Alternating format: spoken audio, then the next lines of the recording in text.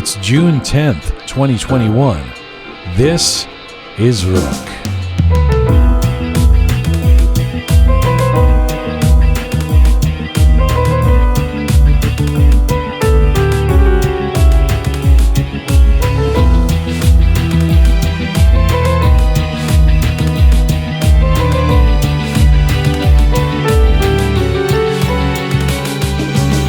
She is an Iranian poet, painter, and social activist who became the voice of youth and resistance during the Green Movement in Iran.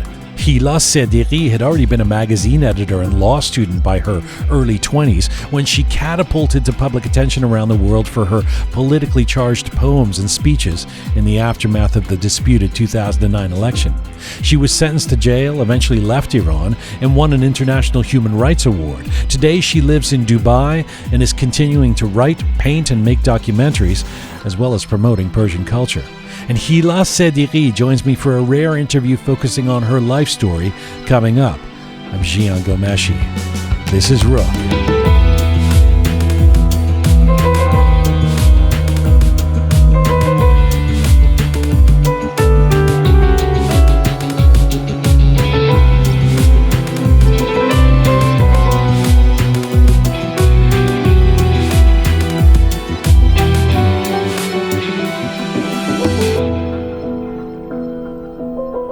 Hi there, welcome to episode 117 of Roqe. Hope you're keeping well wherever you are tuning in from around the world. Salam dostan aziz. امیدوارم هستم که خوب و میزون باشین. This is conversations from, to, and about the Iranian diaspora. Hila Sedighi coming up, Shaijan. Yes. I am quite amazed by her courage and what she did back in 2009 and the work she continues to do outside of Iran now. You know, she does not really do interviews on big Persian TV and radio networks. This is something of a rare opportunity to hear her, especially given that I want to ask her about her current creative projects and her time as a kid in Iran, but also about about 2009, about the Green Movement, and those riveting speeches she did of her poetry, and becoming something of a symbol of the youth resistance movement in Iran at the time. Yeah, I remember when she recited that poem at 88, everybody was amazed by her power and her courage. Yeah. She's 36 now. She's in Dubai. She's a mother, and she continues to be very busy and prolific, I would say, even with her writing, with her posting, with her poems, with her painting, with her cultural pursuits. She has asked to do this mostly in Farsi, in Persian. I'll ask the questions in English and maybe a bit in Persian, and I think she's going to speak Persian. So if you do not speak Persian and you're listening to us, make sure you are watching us on Instagram or YouTube right now, as we will have English subtitles through the interview with the help of our friend Tara and Captain Reza and Groovy. Not Groovy, Roham. Savvy Roham. I fucking remember all these names I've given everybody. Savvy Roham, Captain Reza. We'll get those subtitles up quick. So again, this interview will mostly be in Persian. If you do not speak Persian and you want to, or if you just want the subtitles anyway, YouTube and Instagram are the places to go. Captain Reza, how are you? I'm great. How are you, sir? I'm very well. Thank you very much. We also have a new edition of It's All Persian To Us coming up in about an hour or so with Kyan Nademi. Hello, the fabulous Kyan. Hi, Jian, and happy belated birthday. Well, it's not that belated. It's 24 hours, really. Yeah. Thank you, first of all, for all the amazing, sweet messages and loving notes that I got from people yesterday on Instagram and on Facebook, on social media, and to the amazing Roqe team, who I've never seen a cake like this. It was the best cake. It was an Arsenal team, logo cake. I mean, there's nothing that says birthday love more than a cake of your perennially losing football team. It was the gift of love and losing all at once. It was really lovely. Thank you to you guys. Of course, there was the promise of a present that the group had gotten me. it's one of those things where you say, "Oh no, it's coming," and about 3 weeks from now, expect that I've forgotten about it. It is coming. And where were you, by the way, Kyan? I had a board meeting all day that I just could not get out of. I'm serious. There was just no way for me to get out of it. Okay. Yeah. And conspicuous in your very absence. Sad. Yeah. I know. I'm putting my head down today. I see. Right. Yeah. We made a donation in your name to Kyan, the human. That's right. Kyan sent me like a text message, HBD, like the most efficient text message. Disgusting. Like, he might have just slapped me in the mouth. Life gets busy, why even say happy birthday? No, but really, happy belated You sent birthday. actually a very lovely text message. I did. Thank you for that. And you were conspicuous in your absence, but I loved the Arsenal cake and the whole, we had a little party, little gathering of the Roqe team. It was very, very nice. Very nice. Also, there was a lovely card signed by everybody except for you, Kyan. Because I wasn't here. I mean, you could get somebody to sign your name there. It was too late when I thought This of that. is immortalized. This is like, know. in history, I'll look back at this card.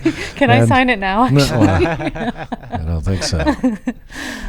We are coming to you on roqemedia.com. It is the link to all of our platforms. We are on an ongoing mission to build a new audiovisual encyclopedia of Iranian diaspora identity. Everything is there at roqemedia.com. We're on Spotify, SoundCloud, Apple Podcasts, Instagram, CastBox, and Telegram. If you like to see visuals with your Roqe, switch over to YouTube right now, Roqe Media on YouTube. And if you like your Roqe descriptions and bulletins in Persian and in English, check us out on Telegram, also at Roqe Media. By the way, I like your glasses today. That's a different. That's a new addition. Thank you. Like they're not a new addition I've at all. never seen you wear them. Yeah, ever. I guess I wear my contacts normally. I like these glasses. I look like one of the cast members from Argo. That's right, people trying to escape Iran in the 1970s. An American diplomat. We're just missing bell bottoms. That's right. Either that or one of the producers of the Eagles in 1976. No, it's a good look. No, for they're you. good 70s glasses. Yeah. I like them. Yeah. I like your qerti bazi. Qerti bazi. Yeah, I'm trying to figure out. He called me qerti, and I was trying to remember if qerti is a good thing or a bad thing. It's kind of a diss, Like right? a It's flirty. like Either way. No, I mean, it's hard to explain what qerti is, but it's someone who care about fashion and use the use some accessories to and So in today's Zoom meeting, when you had those on, I thought you were just being pretentious and trying this new look on. I didn't think you actually. No, I've had these for years. I was like, whoa, Jian. I guess so. But this thing, when it comes to impressions that people have of us based on the way we look, this thing about my height, we talked about this on Monday, that people saw our group photo that we've now posted and we put it on our website, and they were somehow shocked or reacting to the fact that I appear tall, which is my height, that they thought I was much shorter than I really am. And I told you guys my whole life, people see me on TV and they think, I'm diminutive somehow.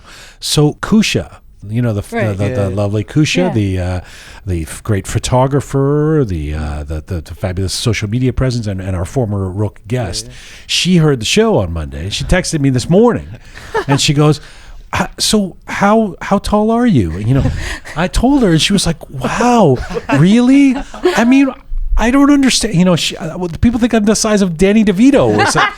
I'm running around like I'm trying. I don't understand.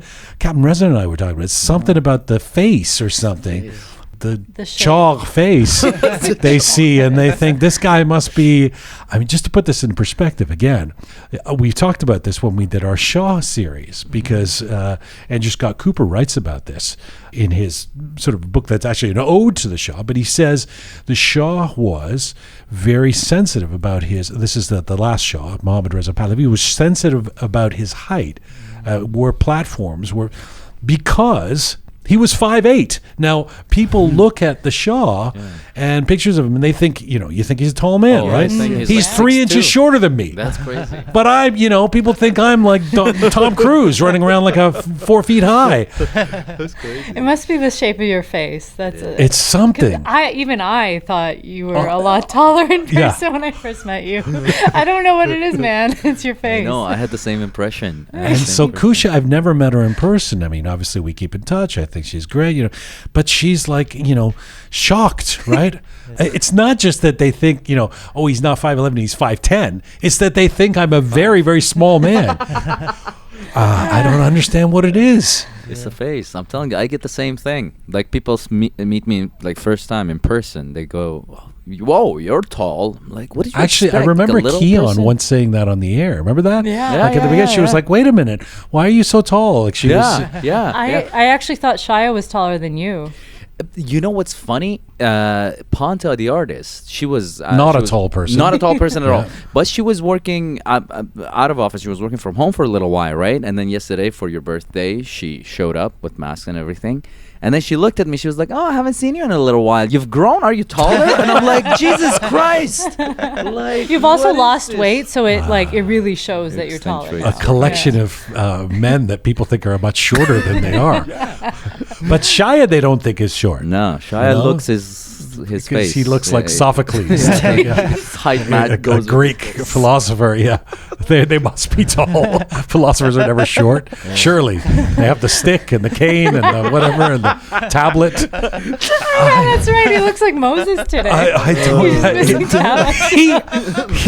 look changes. Shia's evolution is great men in history from at least 1,000 years ago. It's never, a great man in history from the 1920s. It's like literally a millennia. It's like. By the way, it's summertime. Why do you have a huge shawl wrapped around your body? Because it's freezing here. Okay. My hands are cold. It's part of the look, though. The philosophers. You ever seen a philosopher in a tank top? They always have robes. No, never. And he calls you Gertie. He calls me Gertie. I know. This guy running around with his clown pants. I can't believe I'm now getting, now based on talking about it, the shock and awe of the people texting, Kusha, oh, happy birthday. By the way, you're really not short?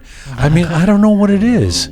Maybe your voice actually has a role in this assumption. I have a low voice. I mean, based on my observation, usually the people who has shorter height, they have like deeper and lower voice. No, that's not. So stockier you are. You look like a philosopher, but the words coming out of you. I mean, I've been carrying on thinking I'm just me at 5'11". Apparently, I'm the Persian Joe Pesci. I walk around and people. You're gonna start posting more pictures now, proving. I need to post pictures of me next to things. Like next to a building, like so people can see the height. Next to that's right. This is a 6-foot-high stall. I am next to it. Here's a fence. I mean, I don't know what it is. Let's do it. Let's take a picture of you next to a measuring stick so we can prove it. I have to take pictures of things that people know, people understand the height of. It's add like your height to your Instagram description. Well, that's right. I mean, come on. I mean, and not that there's anything wrong with being shorter. For those folks who are, of course, and I'm sure, in fact, I know that in say straight relationships, there are women who are very attracted to, maybe more attracted to smaller, shorter men. Really? Of course. Yes. Can we interview these people? No, what you're surprised that there are people who are attracted to I've never met another woman. Shorter men? I've never met a woman. No, for sure. Really? Sure. Yeah, I've seen a lot. Well, this is good news for they're giant Shia. women, though? Are they like big women or Not attractive? giant, but I don't know. but tall women usually they Weird. tend to short men. Oh, Yeah. interesting. That's not true. I've never heard this. not true ever. remotely. You guys just Doesn't even rambling on about things we don't know about. Tall women.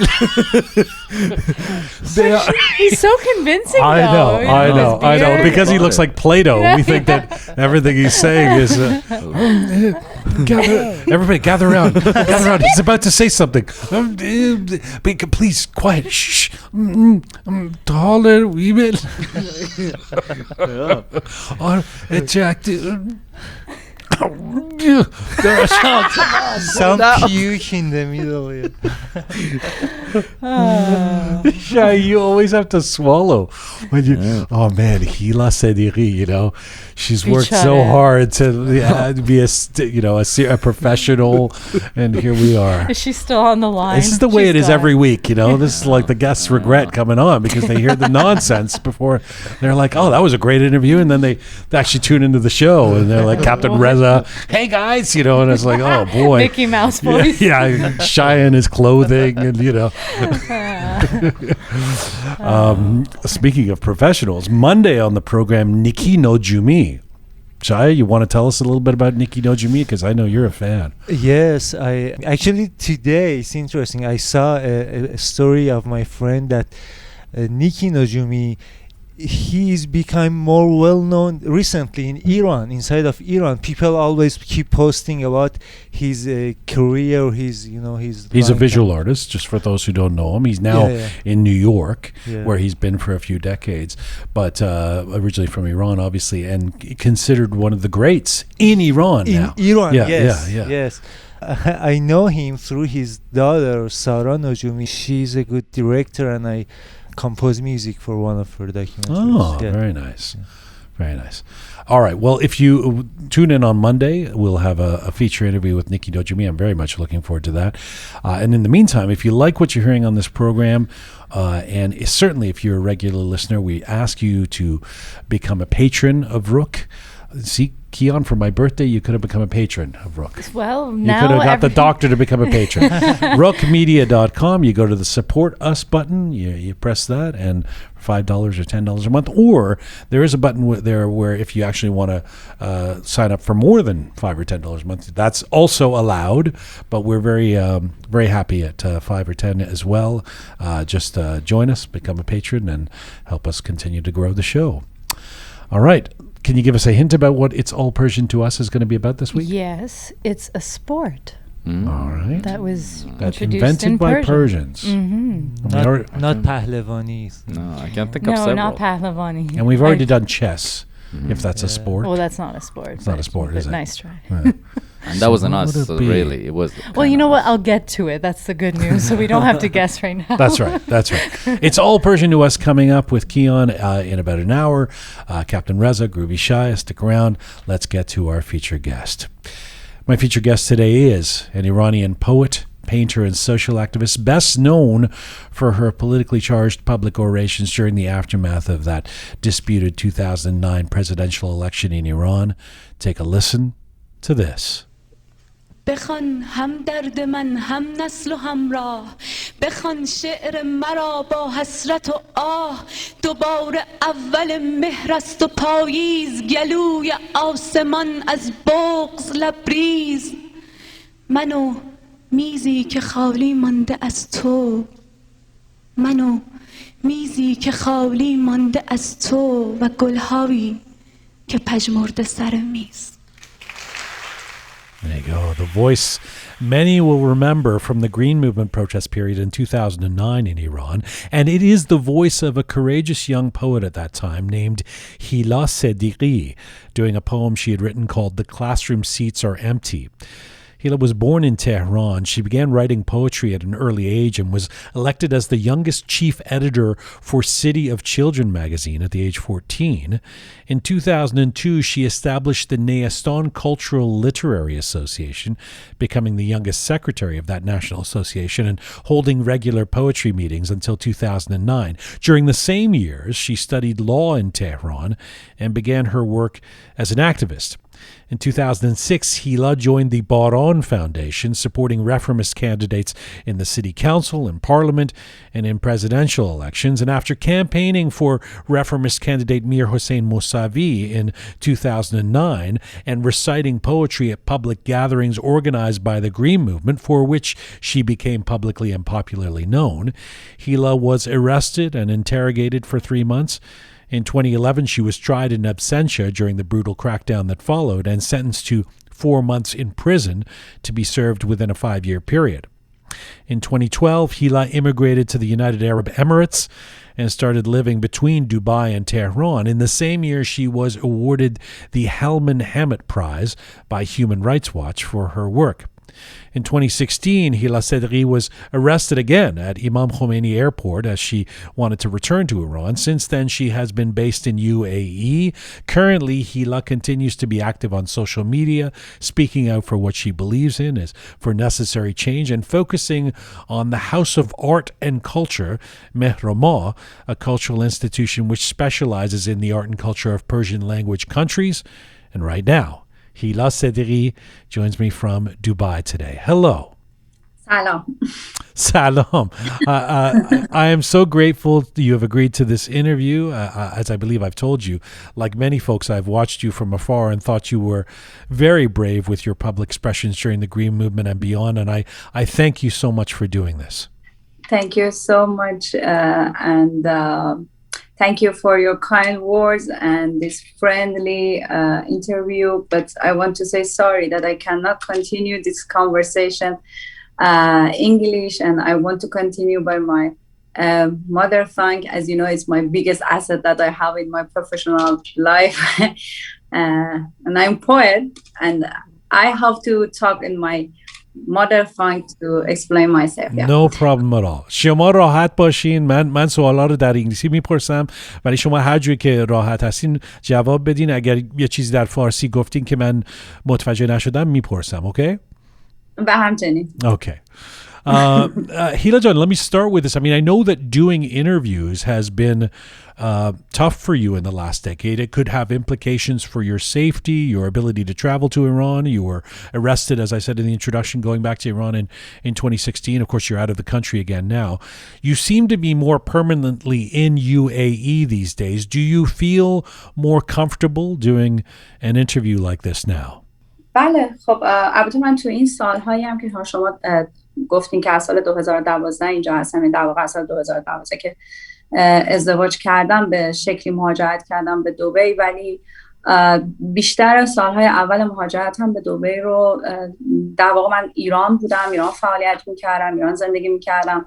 توی همون زمان سال 2016 هم که گفتین که توی فرودگاه دستگیر شدم، اونم باز 45 روز قبلش من تهران بودم، یعنی فاصله رفت و برگشتم به ایران همینقدر بود، 1 ماه 45 روز 2 ماه. و اونجا فیلم ساختم تو این سالهای بعد از سال 2012 فیلم 40 دقیقه به اسم شیباتی رو ساختم و خیلی کاری دیگه که حالا فکر میکردم به قولی به عنوان یک آرتیست حداقل هم تو ایران شناخته شده ترم، دستم بازتره و اون احساس تعلق خاطری که داشتم دلم خواست اونجا باشم و خب حالا یه خونه امنی هم اینجا برای خودم داشتم، در واقع یک آشیانه‌ای که می اومدم و میرفتم و در واقع بعد از بچه دار شدن بیشتر اینجا رو موندگار شدم، برای اینکه خب برها بچه ها باید یک جای ثابتی می داشتن و یک زندگی در واقع راحت تری که حالا اینجا مدرسه و امکانات و اینا رو شروع کنن، که تقریبا میشه گفت که الان 3 ساله که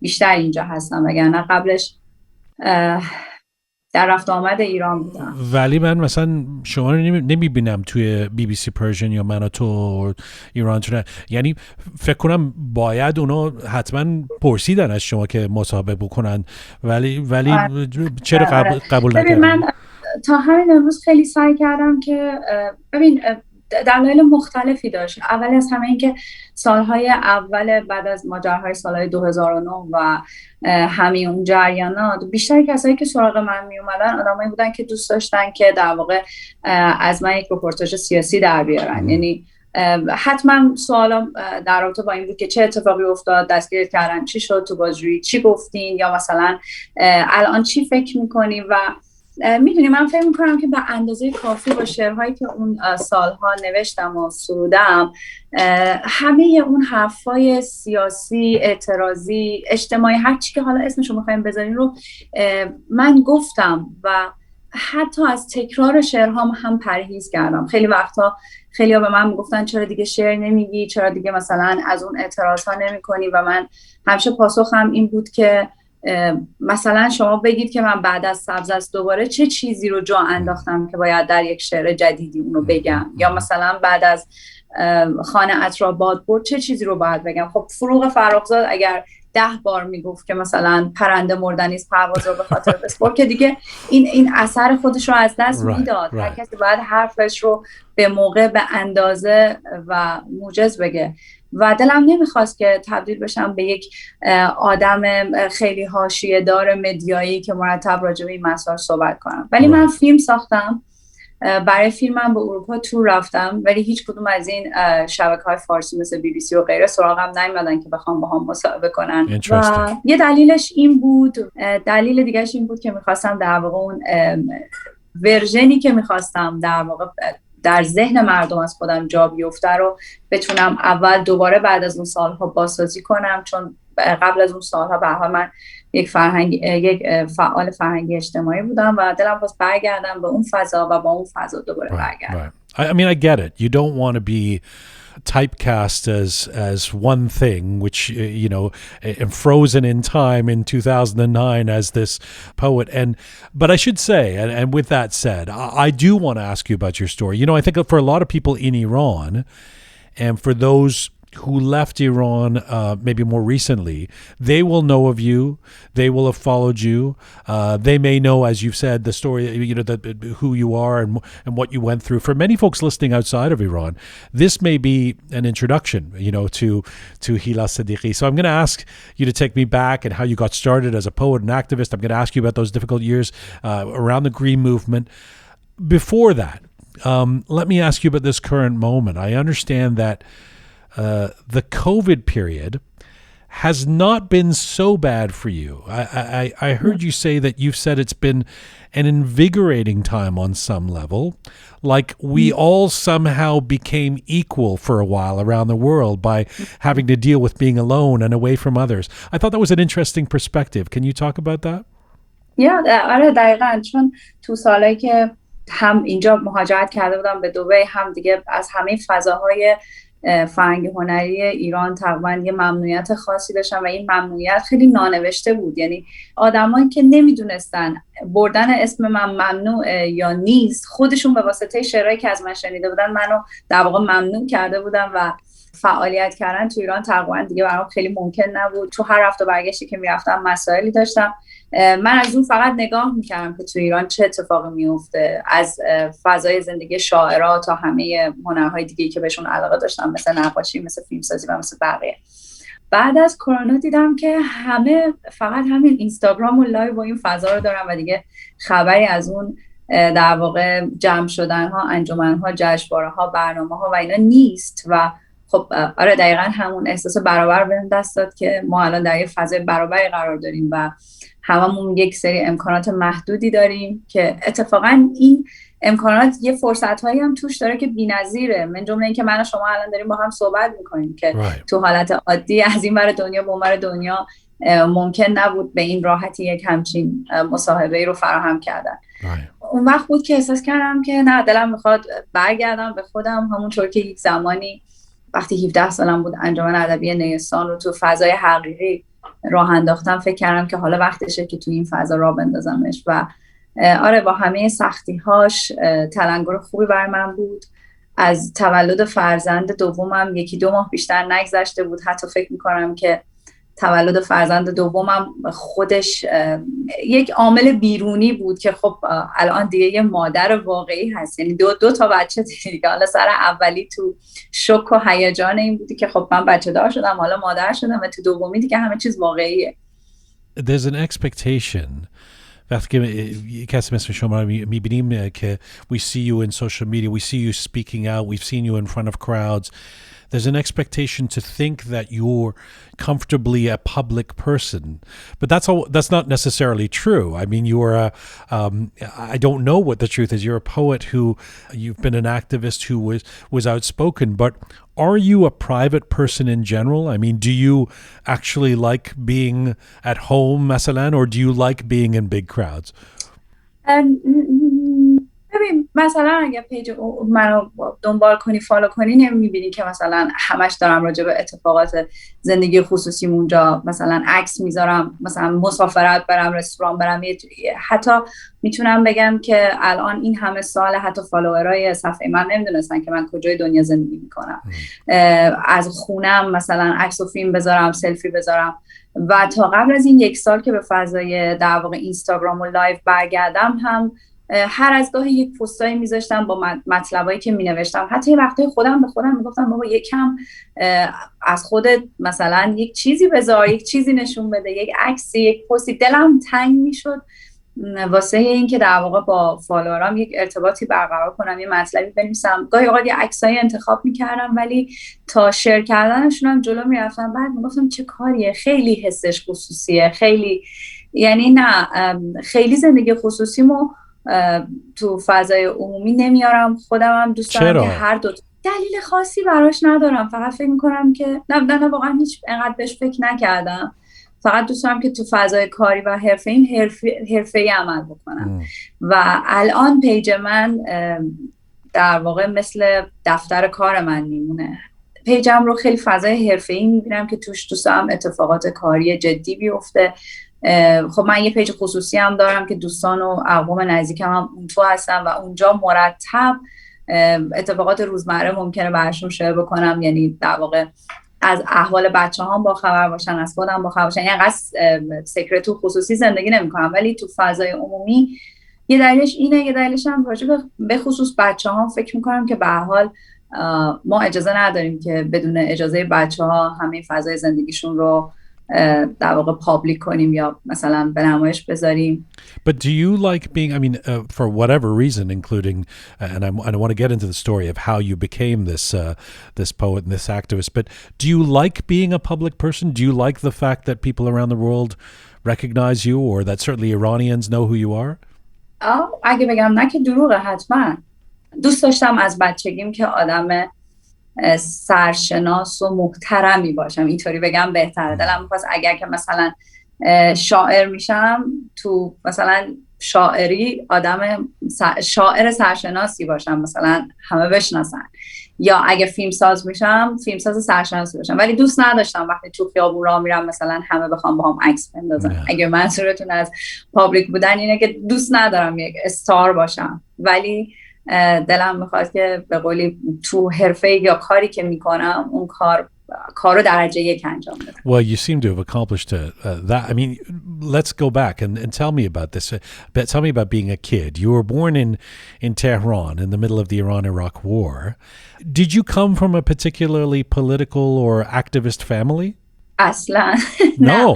من اصلا پدر و مادرم که متولد سال 42 و 44 هستن. پدرم 42، البته به سال ایرانی من میگم، به سال میلادیش. مادرم 65، پدرم 63. جوونه. آره جوونم. به خاطر همین تو سالهای انقلاب اگر خیلی میفهمیدن در حد اینکه فقط مثلا بخونن ببینن این کیه، اون گروه کیه، این گروه کیه. و هر دو هم بچهای اول خونه بودن. درنچه خواهر برادر بزرگتر نداشتن که خواهر برادر بزرگتر بخوان سیاسی باشن. میشده پدر بزرگ مادر بزرگا. پدر بزرگ مادر بزرگام که خب یه نسل عقب‌تر، یعنی مسن‌تر از نسل انقلابی بودن. اینجا نسل انقلابی متولدین دهه 30 و اینان بیشتر. پدر بزرگ مادر بزرگام که خودشون انقلابی نبودن ولی به صورت خاص توی خونه یا حالا این خانواده مادر بزرگم و مادر پدر من، حالا دیگه نمیرم تو دایه و عمو چون هیچ ایرانی نیستش که به هر حال آدم سیاسی تو خانوادهشون نبوده باشه. یک دایی، عموی، عمه، یعنی همه ایرانی ها دارن. There's always the communist uncle. آره 100%. مثلا تو عموهای مثلا مادر و اینا حتما، ولی تو خانواده خودم و خاله دایی خودم نبودن. اصلا حرف سیاسی نمی زدن، هیچ وقت رأی نمی دادن، تلویزیون ایران رو اصلا خیلی هم دنبال نمی کردن. به همون نسبت تلویزیون های اپوزیسیون خارج از کشور رو هم دنبال نمی کردن. تو عالم خودشون بودن. من پدرم ترکیه بزرگ شده بودن، از 12-13 سالگی بزرگ شده استانبول بودن و بعد از ازدواج با مادر منم که به دنیا اومدم، بعد از تولد منم مهاجرت کردیم رفتیم استانبول و من تا 6 سالگی استانبول بودم و از اول ابتدا، یعنی اول دبستان دوباره برگشتم ایران. و اولین باری که خانواده رو در واقع حالا بعد از اون انتخابات معروف سال 76 که جمعیت زیادی از مردم ایران در واقع شور انتخاباتی گرفت و رفتن دوم خرداد 76 به آقای خاتمی رأی دادن که خب من خاطرم هست که من پدر مادرم رو تشویق کردم مثل همه رفتیم، ولی اولین باری که پدر بزرگ من رأی دادن سال 88 بود. Wow. I'll return to that because if your answer is Aslan when I say that, were they political? It must have been some interesting conversations at home in Hash to the Hash by the time you're speaking out so publicly.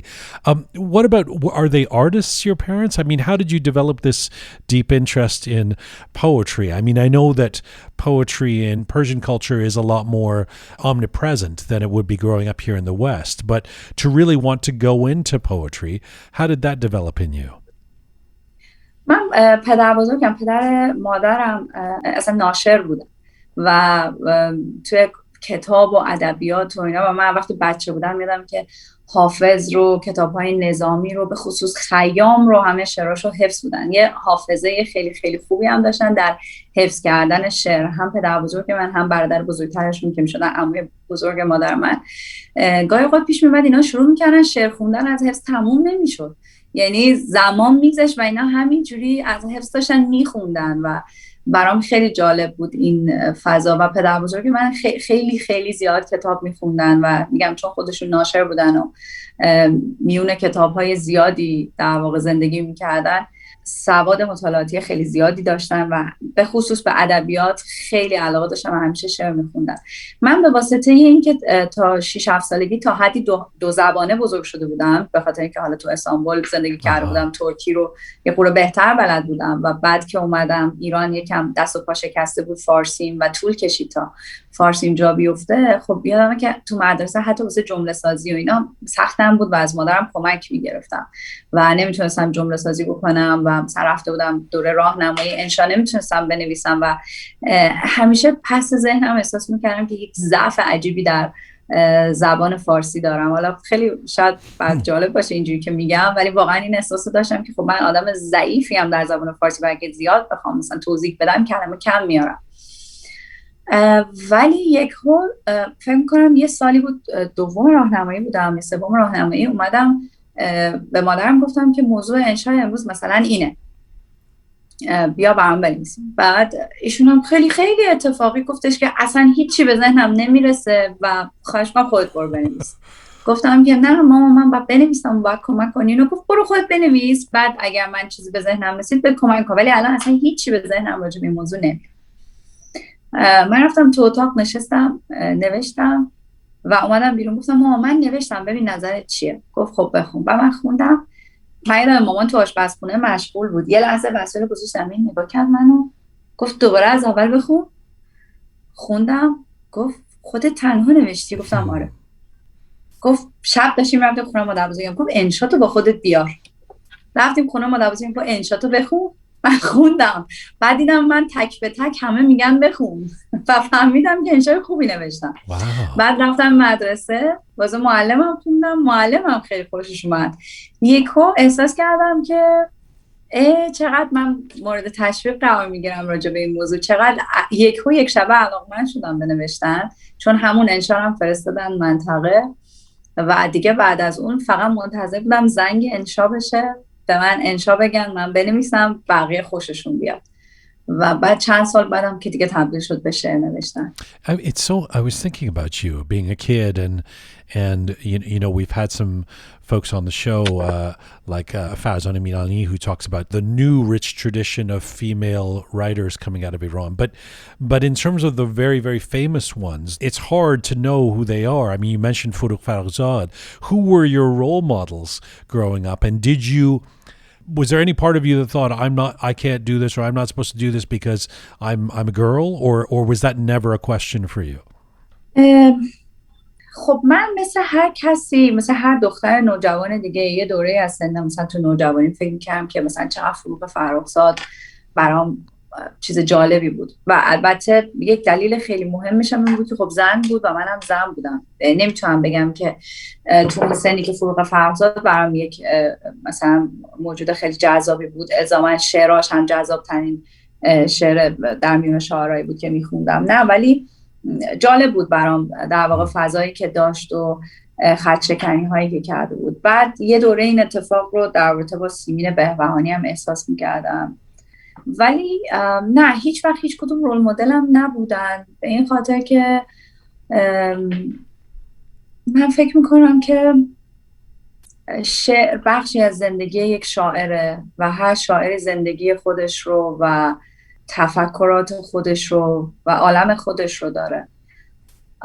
من نمیتونم بگم که دلم میخواست که مثلا عالم فلان کسک رو میداشتم یا یکی از این شاعرانی که حالا خیلی هم محترم و عزیز و دوست داشتنی، ولی من یک آدم متفاوتم همونطور که اونای آدمای متفاوتی بودن و فکر میکنم تو همه زمینه‌های هنری و شعر مثل بقیه زمینه‌های هنری دیگه تفاوت و خاص بودنه که یک هنرمند رو موفق میکنه.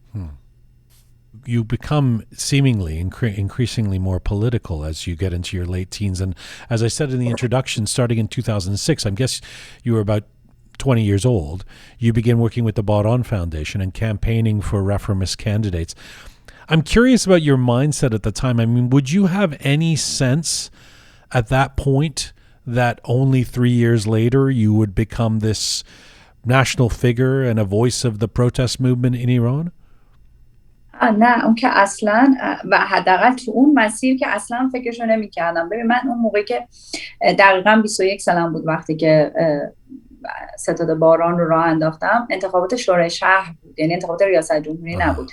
سال قبلش، یک سال قبل از اون سال، انتخابات ریاست جمهوری برگزار شده بود که احمدی نژاد برای اولین بار رئیس جمهور ایران شده بود.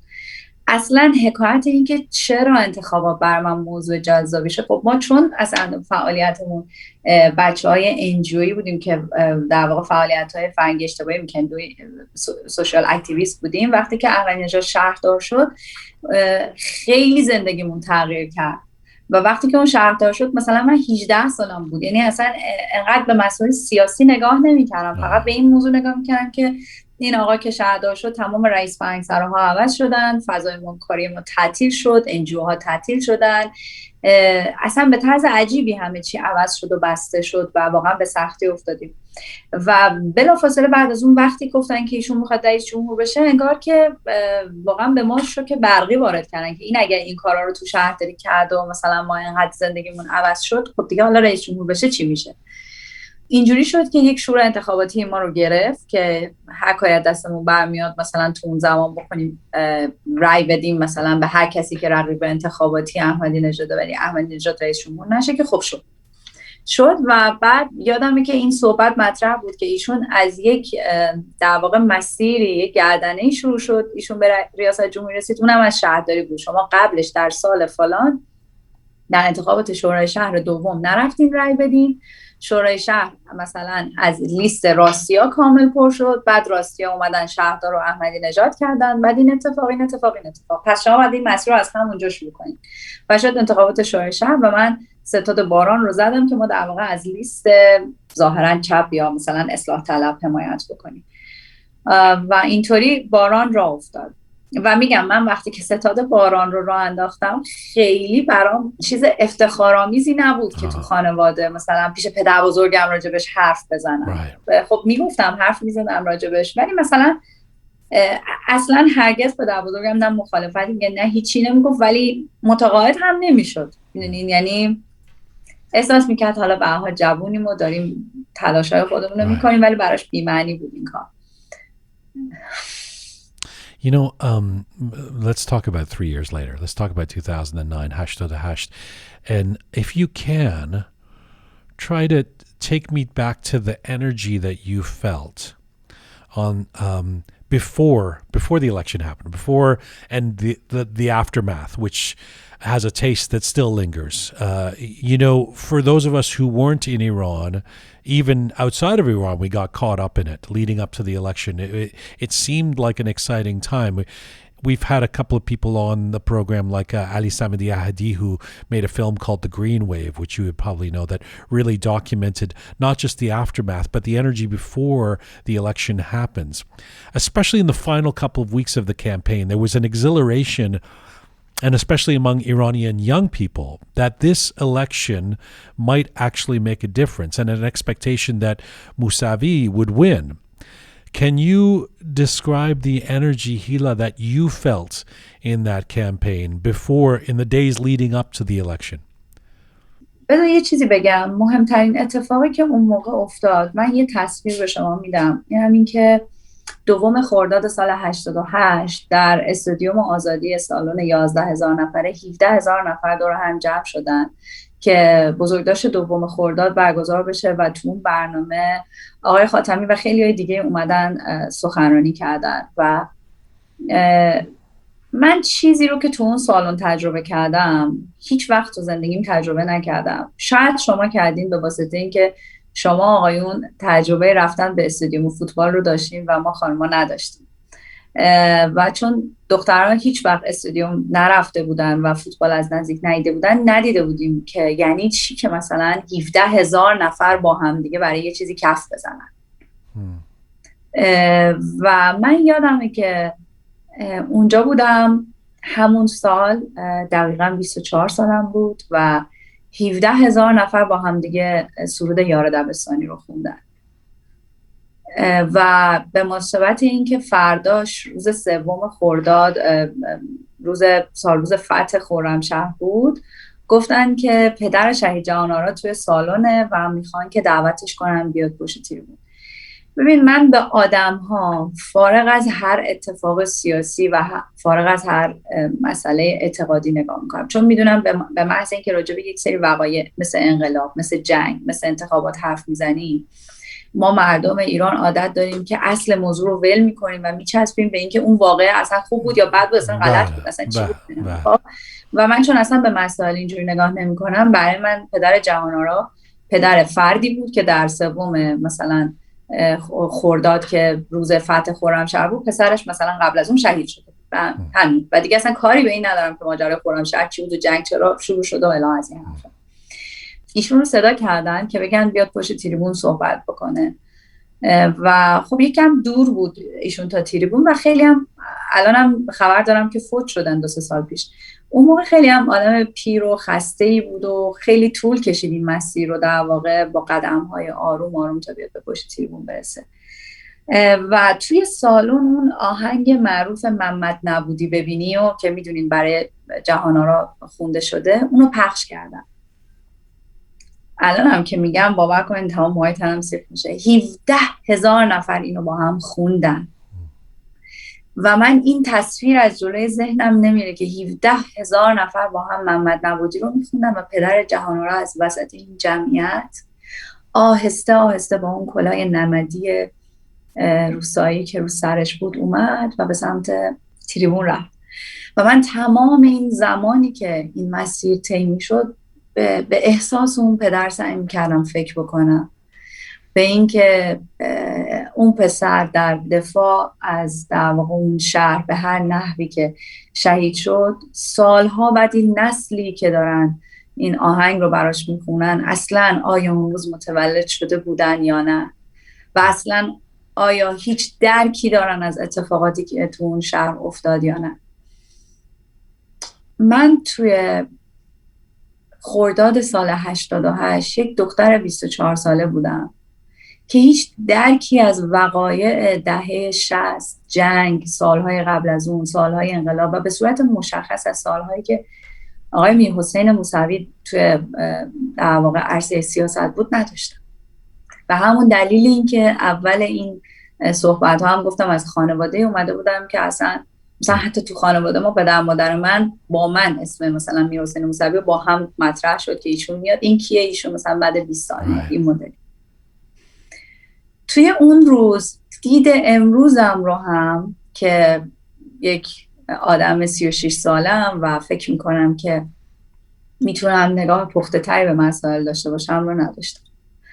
در نتیجه برام همه چیز بیشتر شبیه آره و نه، شبیه چپ و راست، شبیه سیاه و سفید بود. یعنی این اتفاق باید برای ما بیفتد یا نیفتد، یا این آدم باید بیاید یا این یکی باید بیاید. مثلا اون موقع برای من این بود که یا احمدی نژاد باید ادامه بده یا مثلا احمدی نژاد نباید بیاد و کسی دیگه جاش بیاد. تا پیش از میرحسین موسوی خب موضوع کاملا آقای خاتمی بود، خیلی جدی بود و ما اصلا وقتی کمپینای انتخاباتی رو راه مینداختیم فکر می‌کردیم برای آقای خاتمی داریم راه میندازیم. خب دقیقه 90 آقای خاتمی انصراف داد و وقتی هم انصراف داد تا 1 ماه هیچ کدوم از اونایی که برای آقای خاتمی کمپین زده بودن هم نمیخواستیم، یعنی خیلی‌ها نمیخواستیم که بریم تو کمپین آقای موسوی. به شدت مقاومت داشتیم و میگفتیم نه، چرا مثلا اون موقع نیامد، چرا الان اومد، چرا این رفت و اینا. و یک روزی گفتن که اصلاح طلبها ائتلاف باید بکنن روی اسم آقای موسوی و ما ائتلاف کردیم و من تا روز 22 خرداد به شخص آقای موسوی فکر هم نکردم. یعنی تا اون روز موضوع من نبود که بدونم دقیقاً ایشون چی فکر میکنه، گذشتهش کجا بوده. نمیخوام بگم کور بودم، نمیخوام بگم یک جوون کور از مسائل. اون جوری که اون جریان سیاسی ماجرا رو فالو میکرد، در واقع دنبال میکرد، ما هم دنبال کردیم. فکر میکردیم که این جریان، این جناح، خب اون سالها به حال 2 تا جریان بود دیگه، ما جریان دیگه ای که نداشتیم. و من تکلیفم با رأی ندادن مشخص بود. من گفتم تحریم کردن و رأی ندادن یعنی هیچ اکتی نداشتن. در هیچ اکتی نداشتن من نتیجه‌ای هم نمیبینم. خب پس یک کدوم از این کارا رو میکنم. جریان به اون سمت رفت، ما هم به اون سمت رفتیم. من میتونم بگم آقای موسوی خودش، شخص خودش برای من تازه بعد از 22 خرداد جالب شد. یعنی وقتی که اومد بیانیه داد، وقتی اومد تو راهپیمایی‌ها شرکت کرد و همه این ماجراها. به خاطر همین وقتی به من میگی که چه حسی داشتم قبل از اون روز، من فقط دلم میخواستش که ما یک بارم که شده تو زندگیمون یه انتخاباتی رو ببریم. چون تا پیش از اون من هیچ وقت انتخاباتی رو نبرده بودم. دلم می‌خواست احمدی نژاد نیاد. فکر میکردم، الان این فکر رو نمی کنم، ولی فکر میکردم اگه جناح چپ روی کار بیاد واقعا اصلاحات واقعی شکل میگیره. بعد دوباره NGO ها، اکتیویست‌های اجتماعی و خیلی خیلی اتفاقات خیلی زیادی میفته. خب الان میدونم که اینطور نیست، ولی اون موقع این حس رو داشتم. Hila, first of all, thank you for all of that. I mean, that is such a powerful image that when you speak of that stadium and those 17,000 people and you never having experienced something like that in your life and what that meant to you, what that brought out in you.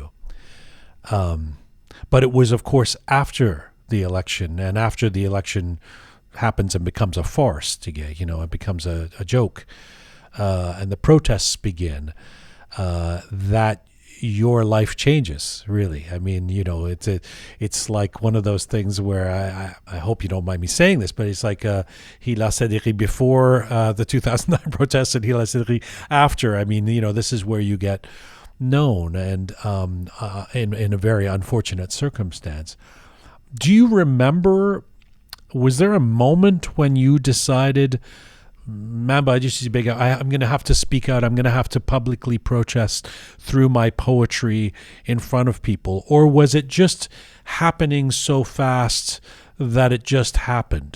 In other words, was it a decision you made, I'm going to do this now? جواب سوالتون میشه هم آره هم نه.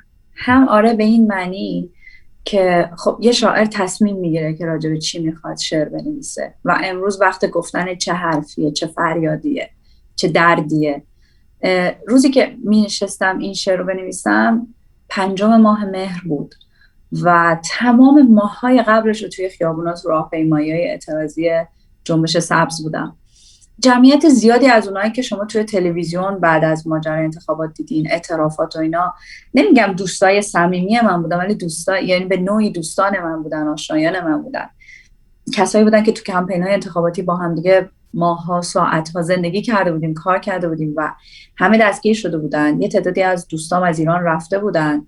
میونه اونایی که از ایران رفته بودن یکیشون الان همسرمه و خب یه حس خاصی داشتم. احساس میکردم که من یه بازمانده تنها هم تو شهر، که نه بیرون از مرزم نه تو زندانم و یه حسی داشتم. نمیتونم اون حس رو نمیتونم دقیقا توصیف کنم، ولی فکر میکردم که آدمایی که تو زندانن حالشون خیلی بده ولی با همن. حالشون خیلی بده. من اصلا نمیخوام بگم سر سوزنی، نمیخوام بگم حالم بدتر از کسی بودش که توی زندان بود، ولی یه حس تنهایی داشتم و همش فکر میکردم امشب که میگیرنم، فردا صبح که میگیرنم چه اتفاقی میفته. بعد موضوع که خیلی جدی میشد، مثلا دوباره زنگ میزدن خونه مادر بزرگم، اینا سراغمو میگرفتن، دوباره میرفتن در خونهشون یا آدرسایی که از من داشتن. و یه وقتایی که خیلی موضوع جدی میشد، مثلا فکر میکردم که امشبی که پدر و مادرم بدون اینکه نظر منو ازم بپرسن دیگه چمدون منو جمع میکنن و ما هم مرز میریم. و من از قصه این ماجرا خوابم نمی برد که نکنه این کارو با من بکنن و مثلا بخوان منو ببرن از ایران. من نمیخوام از ایران برم. اصلا از ایران بیرون رفتم واسم کابوس بود. تا اینکه یه شب کابوس واقعی دیدم. یک جایی بود، ما رفته بودیم بغل دفتر کار پدرم یه واحدی گرفته، ما اونجا بودیم و هیچ کس هیچ آدرسی از ما نداشت. ما شب خوابیده بودیم و اون کوچه نزدیک کوچه ستاد مرکز انتخاباتی ستاد آقای موسوی و اونورتر از وزارت کشور بود. در نتیجه از صبح روز 23 خرداد من اونجا از پشت پنجره‌ای که پدرم روز اول سعی کرد منو تو اتاق زندانی کنه که من نرم راهپیمایی، ولی خب از همون بعد از ظهرش من و مادرم دیگه رفتیم. اون چند ساعت پشت پنجره و خیلی صحنه‌های دردناک و بدی دیدم از درگیری‌های مردم با نیروهایی که اومده بودن برای سرکوبشون. و این ساختمونی که ما توش بودیم یه حیاتی داشت، نرده‌های فلزی داشت. این مامورا می اومدن وقتی که مثلا گاز اشک‌آور می‌زدن، این جمعیت مردم جوونا میریختن تو حیاط، درو می‌بستن، می‌بردن پایین، اینا رو بهشون کمک می‌کردن. بعد مامورا که حدس می‌زدن اینا که معترضین تو کدوم حیاط رفتن، می‌اومدن با باتوباشون محکم می‌کوبیدن به نرده‌های اون حیاط و اون خونه، مثلا یه ربا وحشتی ایجاد می‌کردن که اینا بیان بیرون. این صدا تو گوشم بود، یادم بود. شب خواب بودم، صدای این نرده رو شنیدم و تو عالم خواب گفتم احتمالاً تو کوچه درگیری دوباره اومدن. خب خیلی عادی بود اون شب و به هر حال زیاد درگیریش اومد. بعد صدای پاشون رو شنیدم که صدای تو این کفشای بلند تا بالای زانو، و گفتم اینا که اومدن تو ساختمون. بعد صدای داخل اومدن رو شنیدم و دیدم که 4-5 نفر اومدن تو و رسیدن پشت در. وقتی صدای پاشون خیلی نزدیک شد، من دیگه از جام بلند شدم، چون تمام اون مدت هم که تا این در حیاط رو وا کنن تا بیان تو، منم تو ذهنم با خودم فکر می‌کردم که خب از این پنجره پشتی میپرم پایین. طبقه اول بود، از پنجره پشتی میپرم پایین، میافتم تو پارکینگ. حالا 1 صبح 2 صبح کجا برم؟ تو این شهر که امن نیست، من تنها 2 صبح تو خیابون اب نداره، از پارکینگ میام. داشتم نقشه فرار خودم کامل تو ذهن خودم طراحی می‌کردم که یهو صدا رسید با پشت در و من فکر کردم که دیگه وقتی من برای پریدن از پنجره پایین ندارم. از تو رخت خواب پریدم و خودم رو رسوندم به پشت در که خیلی عاجزانه با دستم در رو نگه دارم که کسی تو نیاد. و لحظه‌ای که به در رسیدم دیگه هیچ صدایی نبود و همه اینا من نمیدونم، من بیدار بودم، یعنی من خواب نبودم و هیچ وقت تجربه شبیه به اینو تو زندگیم هیچ وقت دیگه تجربه نکردم که یک کابوسی رو تو بیداری ببینم. و وقتی رسیدم به پشت در احساس کردم که اصلا من نه اینا تو اومدن نه هیچ اتفاقی افتاد و اینا. تو اون حال تو اون چند ماه کسی انجمن ادبی نمیرفت، یعنی من نمیرفتم چون خب به حال تو این وضعیت بودم. یه انجمنی بود به اسم انجمن امیرکبیر، مال عراقی‌های مقیم مرکز بود که آقای صدرای خدا بیامرز که تو فیلم‌ها هم دیدینشون و قبل که منو صدا می‌کردن. با خودم گفتم بعد چند ماه برم در یک انجمنی برم و آدما رو ببینم و شعر بخونم. و نشستم این شعر کلاس درس خالی مانده است رو نوشتم. آقای صدرا رو دیدم، گفتن که چرا آخر ماه نمیای انجمن ما؟ گفتم حتما میام. گفت منتظرتم. گفتم باشه. رفتم، منو صدا کردن و من اومدم شعر رو خوندم. فیلمشو فیلم اعداد داد دست من، یادگاری. منم تو فیسبوک هم گذاشتم واسه اینکه دوستان بشنون. اومدم خونه، شب خوابیدم، فردا صبح پا شدم دیدم که واو، همه دارن راجبش حرف میزنن، همه دارن میشنونش و شاید من اگر براش برنامه‌ریزی و پلن میکردم موفق نمیشدم که ظرف یک شب تا صبح اینجوری به گوش همه برسونمش. واو. آخه خیلی چیزهای زیادی گفتی که میخوام بهشون برسم، اما قبلش یه چیزی بپرسم. اون رابطه که با پدر و مادرت داشتین اون وقت، حالا درسته که فضای خانوادت سیاسی نبود، پس اون شهامت رو از کجا آوردی؟ شاید بگی که من کاری نکردم، اتفاق خودش افتاد، ولی ما که از بیرون میدیدیم تصویر یک دختر خیلی شجاعی رو میدیدیم. این شهامت رو از کجا آوردی و چه حمایتی داشتی؟ ببین تا زمانی که در واقع اون ستادا رو را مینداختم و اون فعالیت‌های انتخاباتی رو میکردم، نه تشویقی بود نه تقویی. یعنی نه کسی تشویقم میکرد بابت این کار، نه کسی نقدی میکرد که چرا این کار میکنی. به خاطر اینکه خب من کلا از 14-15 سالگی بیرون از خونه فعالیت‌های فرهنگی اجتماعی میکردم و اصلا خانواده‌ام عادت داشتن که من آدم اکتیو، در واقع اکتیویست باشم. در نتیجه چون خودشون رو هم در واقع عالم به فضای سیاسی نمیدونستن، پدر مادرم خیلی هم از من میشنیدن، گوش میکردن جریان چیه، چی نیست، این لیست چیه، این کیه، اصلا اون کیه، چرا به این رأی میدیم اینا. و از وقتی که من ستادای انتخاباتی میزدم، خب پدر مادرم هم میمدن رأی میدادن به همون لیستی که من میگفتم و همون جوری که من میخواستم ماجرا رو دنبال میکردن و توضیحات منم براشون کافی بود که مثلا من میگفتم خب اینا از این جریانن، از این گروهن، اینطور فکر میکنن. بعدم چون من کمپین انتخاباتی میزدم میومدن تو برنامه‌ها شرکت میکردن، سخنرانی‌ها و تبلیغات رو میشنیدن و رأی میدادن. در همین حد، نه تشویقی نه در واقع منی. بعد از اون ماجرایی که اتفاق افتاد 22 خرداد و اون روزی که مردم ریختن تو خیابون، خب پدر من اولش خیلی حالش بد بود. من یادم دستش گذاشت رو قلبش و اومد به من گفت من دارم سکته میکنم، خواهش محمد رو صندلی بلند نشو، بسته بشین، هر کاری می‌خواستی بکنی کردی دیگه، از اینجا بعد حالش خیلی بد بود. ولی چند ساعت بعدش خب من و مامان رفتیم راهپیمایی با هم دیگه و مامانم من جلوتر. و خب چند تا دلیل داشت. اول از همین که مامانم میدونست که من کار خودم رو میکنم، در نتیجه میخواست که کنارم باشه و واسه همین با من میومد و تمام مدت تو راه صرف دست منو میچسبید. یه وقته میگفتم مامان یکم مثلا شل کن، نه میخوام منو گم نکنی. بعد وقتی که مثلا پدرم میگفت، یه هفته مادرم میگفتش که اگر که قرار اتفاقی بیفته چرا اینا برن، وظیفه ماست. این بچه‌ها نه مثلا اینا انتخاب کردن، نه با اینکه واقعا نسل مادر منم انتخاب نکرد، مادرم هم کاری نبود، ولی اون لحظه حسش این بود که اون نسلی که خودش ساخته خودش هم باید درستش بکنه و اینا چه گناهی کردن که باید مثلا جواب در واقع اشتباهات یا انتخاب نسل‌های قبلی رو پس بدن.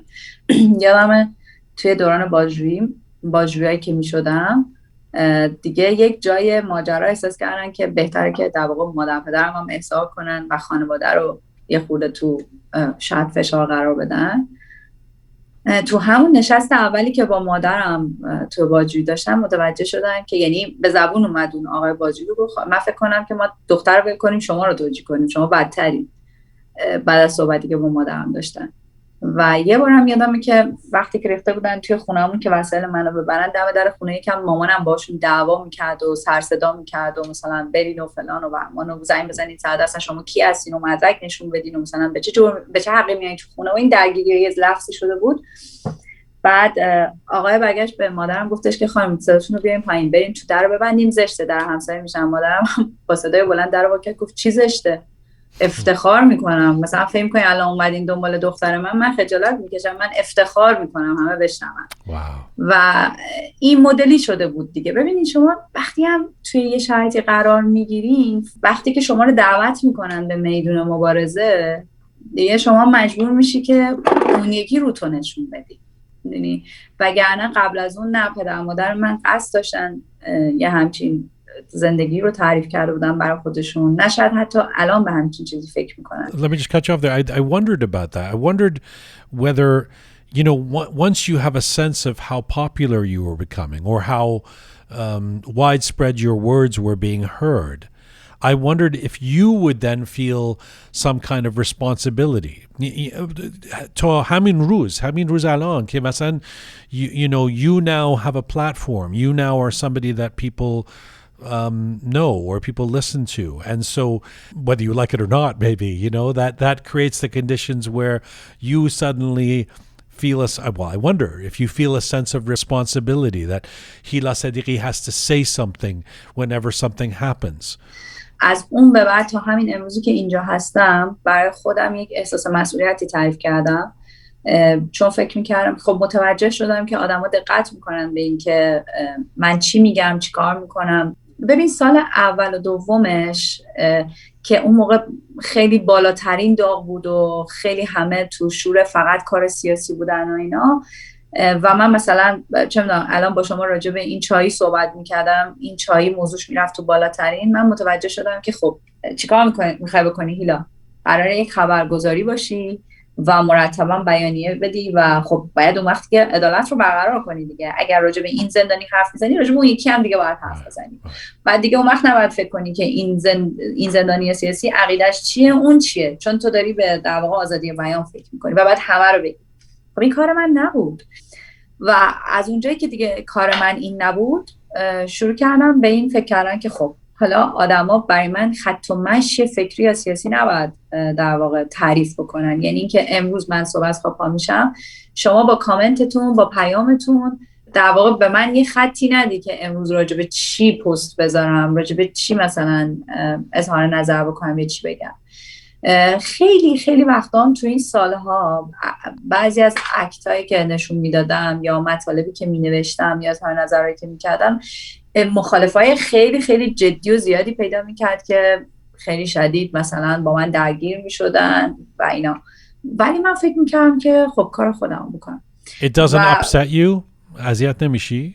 از سالهای اولش خیلی یکی دو سه بار اولش خیلی شدید اذیت میشدم، ولی بعد آدم همه چی رو یاد میگیره دیگه، همه چی رو یاد میگیره. اولش برام غریبه بود این که یعنی چی مثلا دست جمعی بهت حمله میکنم. بعد ببین برای منی که مثلا 2 سال قبلش اونقدر لوسم کرده بودن، یعنی فرض کنین که یک جماعت زیادی چند سال قبلش اونقدر قربون صدقت رفته بودن، نازو نوازشت کردن، لوست کردن، 2 سال بعد یه جماعتی دارن فوشت نازه نمیفهمی چی شد. سخت‌تره. ولی نه الان دیگه ناراحت هم نمیکنه. یه خورده سعی کردم که خودم رو در واقع تو مسیرم پخته تر کنم، آگاهی و شناختم رو، مطالعاتم رو بیشتر کنم که در واقع هر اکتی که میخوام انجام بدم، مطلبی که میخوام بنویسم دیگه حالا با شناخت بیشتر و از سر پختگی باشه، نه از سر هیجانات ناشی از سرود دست جمعی خوندن 17,000 نفر در استودیو ما آزادی و این در واقع ارتباطی که با مردم در واقع ایران شهر، فلات ایران، ما مردم افغانستان، مردم تاجیکستان و مردم در واقع این ور دنیا پیدا کرده بودم به این طریق، اون روابط رو شروع کنم تثبیت کردن و نقش خودم رو تو این داستان ایفا بکنم. I mean, I didn't know you 12 years ago. I'm listening to the Hila 36 now. You seem very solid and confident, and you know yourself, and you know you're talking about the plan that you have and how you and the responsibilities that you will take on and you won't take on. Were you ever really just scared? It's harrowing to have watched this from afar. We all go through ups and downs in our life, but to have been on the streets, the famous death of Neda and all of what happened in and around the Green Movement is scary stuff. There's a period after which you get arrested where before your sentencing in 2011, you kind of go silent for a while. You even post on Facebook, you say, listen, I'm going to be silent for a little while. I'm going to let the process go do its thing. And were you scared at that time? I mean, did you ever feel like you're going to break? You're just going to not be able to handle this? ببین ترسم یه حس انسانیه که هر کسی به هر حال تجربهش میکنه. هیچ کس نمیتونه بگه که ترس رو تجربه نمیکنه، مثل شادی، مثل غم، مثل عشق، مثل همه احساسات دیگه. فقط این که مثلا شما توی 3 سالگی ممکنه به یک جوکی بخندی که توی 13 سالگی دیگه هرگز بهش نمیخندی، یا تو 15 سالگی برای یک چیزی اشکت در میاد که دیگه توی 30 سالگی هرگز براش اشکت در نمیاد. روندی که من از سال 88 به این ور طی کردم دقیقا همینجوری بود. یادمه که فردای روز 22 خرداد اولین باری که مردم رو تو خیابون دیدم، اصلا از دیدن مردم که تو خیابون اومدن شعار الله اکبر دادن یه خورده احساس کردم که پشت گردنم یخ کرد. و بعد رفتم توی خیابون دیدم که یه گارد ویژه سیاه پوشی با کلاه و چکمه و همه سرتاپا سیاه و من از قیافه‌شون میترسیدم. از این یادم میاد اون بیت انگار که این قوم غضب هموطنم نیست، اصلا اون صحنه این سفارایی اینا تو خیابون با اون لباس سیاه تو ذهنم بود شاید وقتی که اون مصرع قوم غضب رو مینوشتم. و بعد یواش یواش 2 روز بعدش از بغلشون رد میشدیم دعواشون هم میکردیم. تو خجالت نمیکشی هموطنت رو میزنی؟ تو نداری خواهر مادر، تو خانواده نداری؟ خب مثلا تا 2 روز قبلش میترسیدیم از 2 کیلومتر. بعد یواش یواش اینا خسته که میشدن عصری این بچهای مثلا گاردای سیاه پوشی که با باتون میزدن، مثلا فرض کن باید مثلا سر دوراهی یوسف آباد یه صبح تا شب وای میسادن سرکوب کنن اعتراضاتو. بعد ساعت میشد 8 بعد از ظهر کسی هم تو خیابون نبود سرکوبش کنن. اینا مثلا خسته شده بودن 4 تایی رفتن لبه یه سکوی تو پیاده رو نشسته بودن، این کلاها رو هم از سرشون درآورده بودن مثل این بدبختا داشتن آب میخوردن.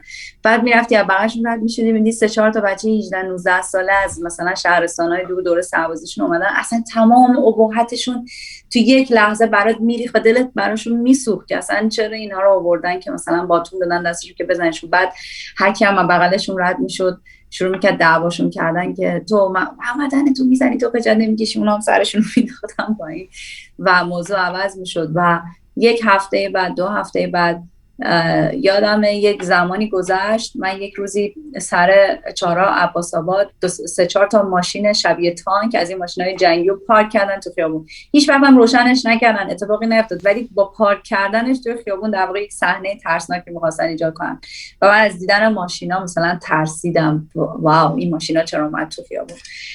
ببین اینجایی میخوام برم که 1 سال بعد تو سالگرد 22 خرداد در سال 89 که ما دوباره تو خیابون رفتیم بعد مدت‌ها دیگه در واقع رهبران جنبش سبز هم 3 ماه بود 4 ماه بود که در حصر بودن دیگه، هیچ راهپیمایی اتفاق نیفتاده بود تا اون سالگرد 22 خرداد.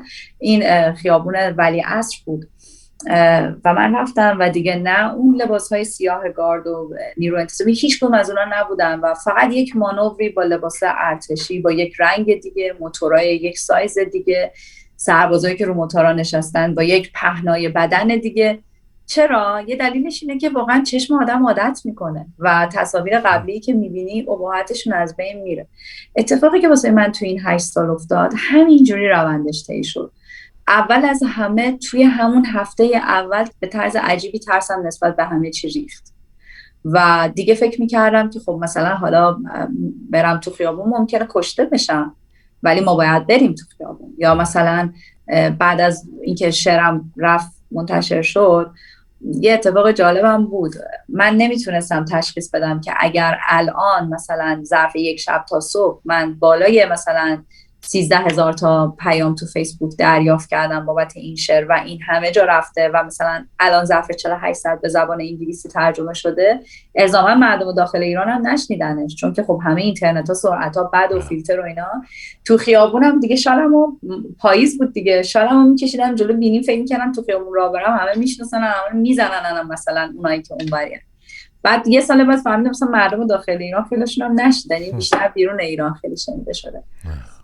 آره لحظه هایی که آدم ترس و تجربه بکنه حتما بود، ولی برای هر کدومشون اولین بار و بعد که تکرار میشد حتی ماجرای بازداشت شدن هایی که گفتین، حتی دادگاه رفتن، خود دادگاه و همه چی به مرور هی در واقع اون ابهتش کم رنگ میشه. What about the decision to move to UAE in 2012? You know, earlier in this interview, you said that one of the things that was really important to you, you knew, was that you didn't want to give up on Iran. You didn't want to leave Iran. It's your homeland. It's where you belong. It's where you want to be. Obviously, it must have felt freeing, necessary for you to leave and go to UAE in 2012. But was there part of you that felt guilty? Masan, you're leaving the battlefield. Did you want to stay in Iran despite the dangers of being put in jail and all that we've talked about? من در واقع خرداد سال 1391 عاشق یک دوست قدیمی شدم که مقیم دبی بود و اون موقع نمیتونست بیاد ایران. به خاطر همین من مجبور شدم برای ازدواج کردن باهاش خونم رو در دبی راه بندازم و عقدم رو هم در دبی انجام دادم از راه دور. و یادمه که یک شیشه خاک ایران، خاک دماوند رو آوردم گذاشتم توی سفره عقدم و اینکه بعد سر یک دوراهی انتخاب قرار گرفته بودم دیگه. تا اون روز نمیخواستم از ایران بیام بیرون و واسه یک سفری از ایران اومدم، رفتم در واقع بعد از 3 سال که ممنوع خروجیمو برداشته بودن و یک مسافرت توریستی عادی اومدم بیرون، رفتم به هند و دبی فقط ترانزیت این سفر بود. یک ماهی رو در هند بودم و این ترانزیت هایی که تو دبی داشتم رو اون دوست قدیمیمو که همون بعد از در واقع هفته بعد از 22 خرداد 88 اونم از ایران رفته بود و نیامده بود در اون 3 سال رو در واقع ملاقات کردم. خب ملاقات اول ملاقات 2 دوست قدیمی، رفتم و تو راه برگشت که دوباره ترانزیت دوم بود دیگه یه خورده شکل ملاقات تغییر کرد و بعد دوباره من خرداد ماه اومدم و ظرف 1 ماه هم ازدواج کردیم. یعنی همون 24 تیر ماه همون سال من دیگه دبی بودم. Well, that explains the story of Dubai. I didn't know that element. And that softens the blow of leaving Iran. You do try and go back a few times. Listen, Khedi, I'm aware that I don't want to keep you too long, and I just have a few more questions. I'm so grateful that I get to talk to you and learn from you and hear from you. And I want to ask you about Mehrama. I want to ask you about your art. Before we leave the Green Movement and all of what you've just explained and quite rivetingly told us about. I'd be remiss if I don't ask you. I mean, obviously, the whole world knows there's elections coming up in Iran, and I wonder how you feel, maybe almost spiritually, about the quest for democracy in Iran at this point. It seems for so many people, especially young people who are young people at the time of the Green Movement. And we've had them on the show, somebody like Ali Azimi, or, I can think of so many people who say that moment was the last expression of real hope for change that they felt they could have, as long as this regime is in power. Some people disagree with that, but some people feel like that was the last breath that we thought we could really change things. Now there's no hope unless there's a complete, revolution again. People have given up on this idea of reforming Iran after that. What about you? Do you still think a difference can be made, or are you as deflated, as disheartened as many others? من دقیقاً چون همین خیلی اهل میدونیم مصاحبه نیستم و خیلی اتفاقی توی 1-2 ماه دومین بار یه لایوی داشتم، اونجا گفتم که الان به شدت خودمون رو در برزخ میبینم و تعریف درست برزخ اینه که کسی که تو برزخه نمیدونه که بعد از این بهشته یا جهنمه یا اصلا چیه. یکم به عقب‌تر که برگردیم به شدت آدم امیدواری بودم، همچنان خیلی امید داشتم. الان اون حال رو ندارم، ولی فکر میکنم که به محض اینکه امید رو از یک انسانی بگیری، از یک جامعه بگیری، دیگه همه چیزش رو ازش گرفتی. همه ما آدم هایی که دلمون میخواد یه کاری انجام بدیم یا آرزوهایی داریم، حتی اگر هیچ ویو روشنی نداشته باشیم، هیچ چشماندازی نداشته باشیم که تو اون چشمانداز تصویر روشنی ببینیم، اما انگار به خودمون مدیون میشیم اگه به زبون بیاریم که مثلا فرض کنیم دیگه که امیدی نداریم. یعنی حداقل من اینطورم و فکر میکنم روزی که بگم من دیگه امیدی ندارم، من دیگه شاعر نیستم، من دیگه اصلا هنرمند نیستم. هنرمندی که بلد نباشه روی یک صفحه سیاهی خورشید رو نقاشی بکنه هنرمند نیست. و تو برزخ نمیشه چیزی رو دید، ولی ما باید انقدر هنرمندای چیره دستی باشیم که روی این صفحه سیاه بتونیم خورشید و نقاشی بکشیم. خب, let me ask you about that. Let me ask you about your art, your poetry and your painting. Because if 10 years ago, I mean, I play music. I've written songs, and my songwriting is always dependent on my mood, you know. And usually, if I'm sad, I can write better songs than if I'm not. If 10 years ago your art, your poetry, your painting was fueled by resistance, rage, passion of the politics of that moment, and being in Iran and on the street, how has your art changed today? من اصلا نمیدونم که آیا هنرم بعدش تغییر کرد یا نه. موضوع اینه. من تغییری در خودم که نتیجه اتفاقات سال 88 باشه رو به صورت خیلی پررنگ و مشخصی در فعالیت‌ها و کارهای هنری نمی‌بینم. اگرچه که همه ما، نه فقط من، همه ما ناگزیر از تغییراتی در زندگیمون بودیم، چون جهان تغییر کرد. جهان در قرن جدید تغییر کرد. جهان در بعد از سال 88 تغییر کرد و شاید اینطور بگم که جهان ما ایرانی‌ها تغییر کرد. خب خیلی چیزا عوض شد. ولی راجع به شخص خودم، خب من اون موقعی که انجمن نیستان رو راه انداختم که سالها قبل از ماجرای در واقع سال 88 بود، شعر روسری سیاه من رو اون سالا نوشته بودم و خیلی از حرفهای دیگر رو، من زن ایرانیم، اعدام آینه ها، گل مریم و خیلی خیلی از اینا مال خیلی قبل از اون سالها بود. فقط 4 تا شعر خاصه که مال بعد سال 88، سبز است دوباره و کلاس درس خالی مانده است و خانه از رو باد برد و دختر ایران که مال اون زمان خاص بود و بابا. 5 تا.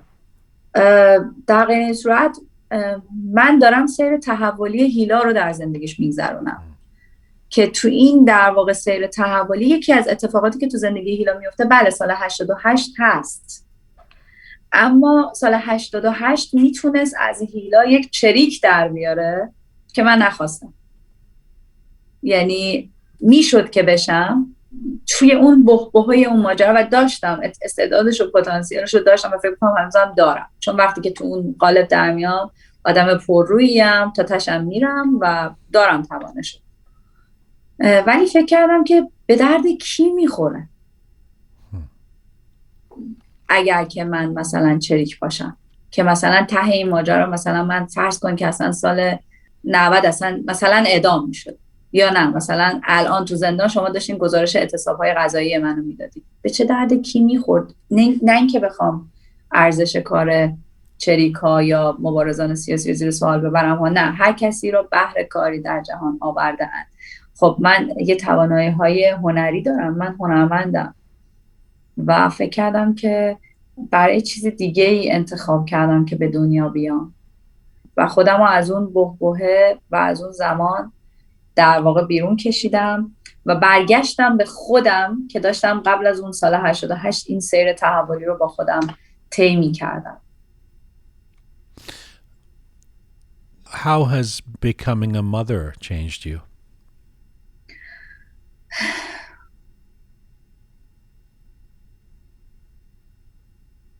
ببین یه بخشی از خود آدم هستش که هیچ وقت تغییر نمی‌کنه. اون بخش تو خلوت خود آدم، اونی که جلوی تابلو نقاشیش وای میسه، اونی که خودکارشو دستش میگیره شعر بنویسه، اونی که دوربینشو دستش میگیره عکس بگیره، یا آدم اینجوری، یا مثلا اونی که پشت پیانوش میشینه ساز بزنه، فکر میکنم نقش‌های جدیدی که تو زندگیش ایجاد میشه، نقش همسری، نقش مادری و نقش پدری، شاید نمیدونم، اون رو شاید عوض نکنه، ولی مثل این میمونه که شما یک نهالی رو، یک گلی رو که تو گلدونه، وقتی که مادر شدم این احساس رو داشتم که منو از تو گلدون در آوردن و تو زمین کاشتن. ارتباطم با زندگی و زمین و جهان ریشه دارتر و عمیق‌تر شد. تا پیش از مادر شدن شبیه یک پرنده بودم، به این معنی که من یه آدمی بودم تو این دنیا برای خودم اومده بودم به دنیا و دنبال حالا رویاهای خودم، جوونی‌های خودم، اینا و از میتونستم هر جای دنیا زندگی بکنم. یه دنبال این بودم که در آینده من میخوام چی کاره بشم، دوست دارم در آینده چی بشم. الان دیگه راستش بخوای تو این سن فکر نمی کنم که در آینده دلم میخواد چی کاره بشم. الان اونجاییم که قبلا راجبش فکر میکردم که حالا یا شدم یا نشدم دیگه. شما الان نباید فکر کنی مثلا تو 36 سالگی که در آینده دلم میخواد چی کاره بشم، ولی الان فکر میکنم که هر اتفاقی که بیفته، من یه درختیم که ریشم تو زمینه و از پا در نمیام، چون به خاطر بچه هام هستم و زندگی رو دوست دارم و به خاطرشون مقاومت میکنم در مقابل هر بادی. ولی اون موقع میتونستم از زندگی هم دل بکنم مثلا اگه لازم میشد. That's beautifully said, Hila. I mean, you are still, I mean, you are, it seems in some ways more than ever, busy with a number of different projects. And before I let you go, I wanted to ask you about Mehrama and the Nayaristan Farsi School. I'm so curious about whether you seem a big part of what you're doing these days is dealing in Persian culture and language and teaching and whether you're doing it yourself or you're creating the institutions for that to happen. And I wonder if the mission is about preserving Persian culture for those first generation, second generation Iranian kids of Iranian descent who might be losing touch with that or don't know the language, people like me who grew up outside of Iran, or if it's about exporting Persian culture to places outside of Iran for non-Iranians as well. What is your intent with the projects you're involved in? خب من به واسطه که بعد از ماجرای سال 88 و به واسطه مدیا یه ارتباط خوبی با مردم افغانستان و تاجیکستان لطفی شد و پیدا شد برای من و من به حال این ارتباط دوستانه باشون داشتم. ببین مثلا ما میگیم فارسی ایرانی، فارسی دری، فارسی تاجیکستانی. چنین دسته‌بندی وجود نداشته. فارسی بوده. خب بعد از اینکه مرزهای سیاسی شکل گرفته، زیر 100 ساله در هر سه کشور، کمتر از 100 ساله که در قانون اساسی وقتی راجع به زبانشون می‌نویسن میان اسم گذاری میکنن، میگن فارسی دری مثلا، یا فارسی تاجیکستان، مثلا تاجیکی، یا فارسی ایرانی، در صورتی که اینا فارسی بودن، گویشاشون متفاوت بوده. این اسم گذاری‌های متفاوت واسه اینه که نشون بدین که اون یک جغرافیای متفاوته، یک سرزمین متفاوته، یک سیاست و حکومت متفاوته و زبان خودش هم متفاوته. تاجیکستان هم که اصلا به فارسی حرف میزنن ولی با خط سریلیک می‌نویسن که اصلا اونا هم واسه خودشون سیاست متفاوت دارن. یعنی میخوام بگم در این یک پارچه شدن فرهنگی، اون چیزی که غالب میشه برای مردم منطقه یک اصالت و یک صلح و یک آرامشیه که از توش میشه در واقع یک رشد و آگاهی جمعی رو با هم طی کرد. من اصلا دنبال این نیستم که اینها یک مرز باشن یا نباشن، اصلا به قسمت سیاسیش کاری ندارم. اینا میتونن همیشه مرزهای جدا از هم باشن. خب ولی شما یک چیزی داری مثلا به اسم نوروز، اینا فرهنگ مشترک تمام این فلات ایرانه. خب فلسفه جالبی پشتشه، فرهنگ جالبی پشتشه، ایده زیادی جالبی پشتشه که اصلا الان تو این صحبت ما نمیگنجه که من بخوام راجعش حرف بزنم. ولی اینکه یک همچین جشن باستانی و قدیمی که هزاران سال از روش میگذره و در واقع این جشن به مناسبت فرارسیدن اولین روز بهاره، اولین روز طبیعت و زایش نوره، ولی مثلا دنیا براش هالووین جالب تر از اینه، دنیا براش مثلا ولنتاین جالب تر از اینه. اصلا اشکالی نداره ها، من ضد غرب نیستم و ولنتاینم جشن میگیرم حتما هر سال، ولی میخوام بگم که ما در مارکتینگ اون چیزی که مال خودمون بوده ضعیف عمل کردیم، در حالی که اگر قوی عمل میکردیم، چه به لحاظ اقتصادی، چه به لحاظ فرهنگی، چه به لحاظ سیاسی، در نقطه بهتری از این چیزی که هستیم بودیم. صرفا همین، اصلا نمیخوام بگم ما هخامنشی بودیم، ما متمدن بودیم، روش کبیر بودیم اینا.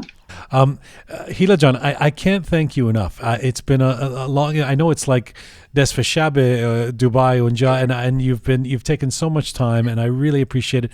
One final question, and it's interesting because I almost feel bad. We've been talking for the last hour and a half about you as if you used to be young. You're still young.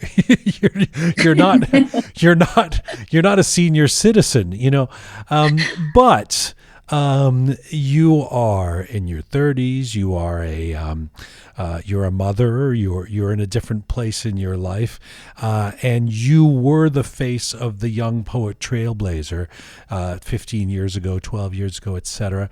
I wonder what your message, and I know it's difficult to do this in a little package, especially for a poet and somebody who explains yourself so well in things that you've thought of and written, etc. But what is your message to young Iranians inside Iran or around the world today? What would you say to them if you had one message to give?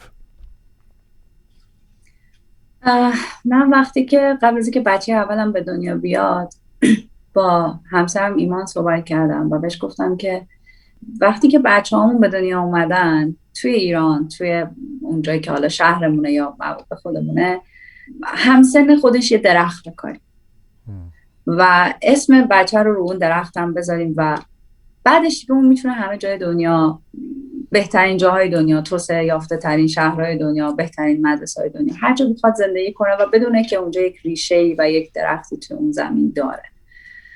همین حالا که مدرسه سواد نیستان رو تازه 2-3 هفته است که در واقع افتتاح کردیم و ثبت نامش رو شروع کردیم، علت راه اندازی این مدرسه این بود که مهاجرت کردن از ایران در وضعیت فعلی یک اتفاق ناگزیره و شما نمیتونین به هیچ کسی پیشنهاد بدین که لطفاً از ایران نرین، یا به کسایی که داخل ایران هستن بگین که چرا داخل ایران موندین، از ایران برین. من حتی راجع به مسائل سیاسی این روزها با اینکه خودم دیگه حاضر نیستم که رأی بدم، ولی حتی نمیتونم با آدمی که داخل ایرانه بهش بگم که بیا و بگو نه و رأی نده، چون فکر میکنم صبحی که تو اون شهر چشمشو وا میکنه و بیدار میشه، اخبار روز اون شهر برای اون معنی دیگه ای داره که برای اون کسی که بیرون از ایران زندگی میکنه دیگه اون مفهوم رو نداره. ما در 2 شرایط متفاوت زندگی میکنیم و آدمایی که بیرون از ایران رن نمیتونن آدمایی که داخل ایران رن رو به خاطر انتخاب‌هاشون، به خاطر اکت‌هاشون، به خاطر تن دادنشون به خیلی از مسائلی که شاید دوست ندارن، به خاطر اینکه پاشون رو به آبی گاهی میزنن که به نظر خودشون آب گلالودیه اما مجبورن و خیلی از چیزهای دیگه سرزنش نکنن.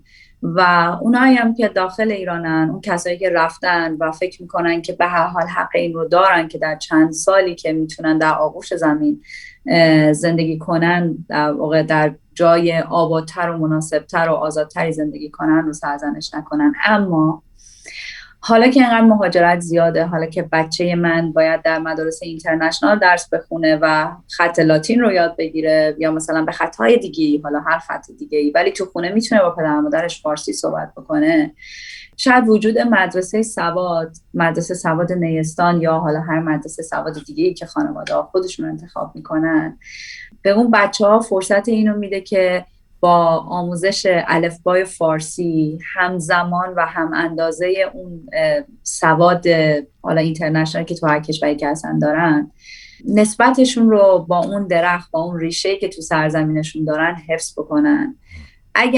اگر این هیچ سود و فایده ای نداشته باشه، قطعا ضرری هم نداره.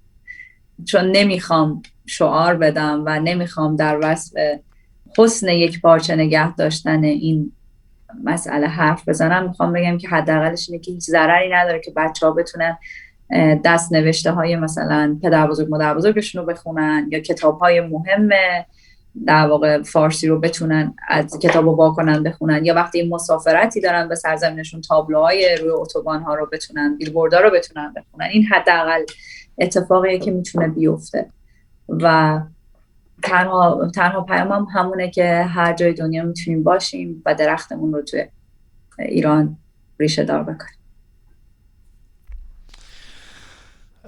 I should have expected that you would end things on a poetic note. I thank you so much for the time. I thank you for the perspective. And I hope that before too long we'll get to see you either in North America or somewhere else. It is great to know that you're out there and doing the work that you do. And thank you for this, Hila Jan. من تشکر میکنم. مرسی بابت برنامه خوبتون. مرسی بابت این گفتگوی دوستانه و صمیمانه و بازم معذرت میخوام که به خاطر موضوع زبان حالت عادی برنامه‌تون رو در واقع کم به هم ریختم و در واقع تغییرش دادم. مرسی از شما. Not at all. It was a pleasure to be able to do it. Merci. Talk to you soon. خداحافظ. مرسی. خداحافظ. Hila Sedighi, an Iranian poet, painter, and social activist, and the winner of the Helman Hammett Prize by Human Rights Watch for her work. Among her current projects is the House of Art and Culture Mehroman, an institution which specializes in the art and culture of Persian language countries. Hila Sedighi joined me from Dubai, UAE today.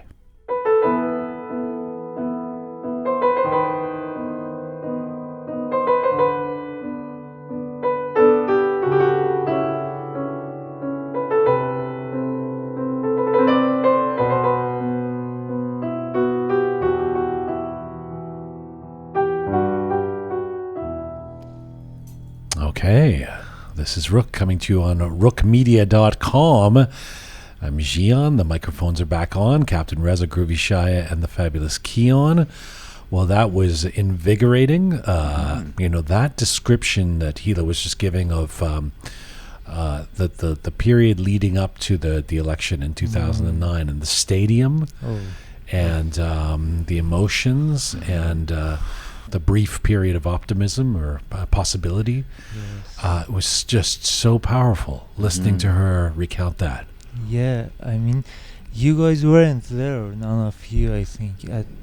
It was the excitement that we experienced at that period, going to a stadium, 17,000 people sang a song.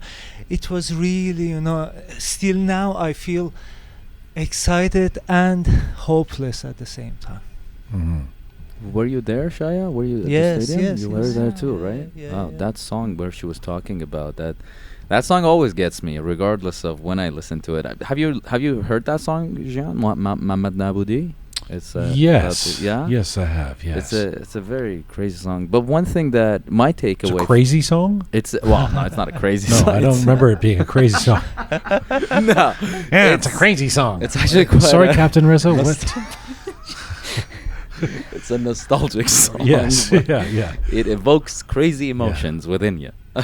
But what I was gonna say, my takeaway from this interview was like I actually learned something from her, and that was that no matter what you're afraid of and what you're nervous about and what you're about things that you may want to do in life, it's only the first time that you want to do it you have that feeling, and you do it once, you get through it, and it's that fear vanishes. And she's talking about a life and death situation, being in the streets, seeing armed guards in the street that are about to kill you.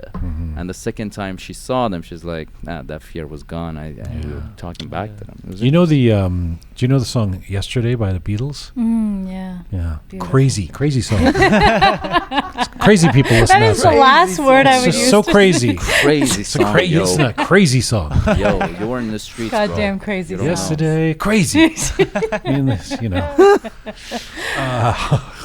Do you want to say anything? I wasn't familiar with her before, but just after listening to this interview, you can just after the first few words, you can tell she's a poet. She was born to be a poet.